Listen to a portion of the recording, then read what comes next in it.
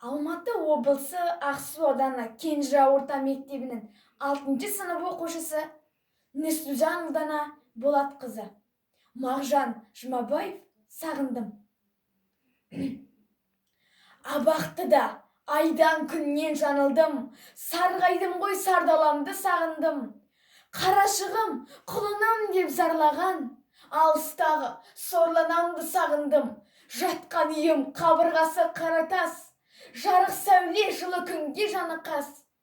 Ауыр ес ылғи қара көлеңке, ерте кеште күндіз-түн арылмас.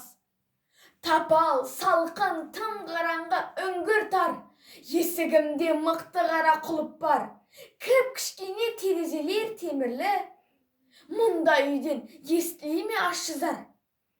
Алтын күнді, қара жерді сағындым, жан жолдасым жерік желді сағындым. Асау тайда еркелетіп өсірген ағайынды, туған елді сағындым. Әлде қайда күн шығады, батады, сорлы тұтқын күңірейіп жатады.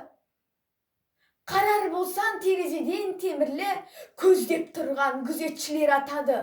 Ас болама, сасық сорпа қараңан, алма бетте қалмады ғой тамшыған. Қоңырау қағып оятады ақырып, тым болмаса сібілеп те атпайтан. Бостандықта кеткен күнді сағындым, желдей зулап өткен күнді сағындым. Жыл құсындай ұшсам, қонсам ерікті, ойдағыны еткен күнді сағындым.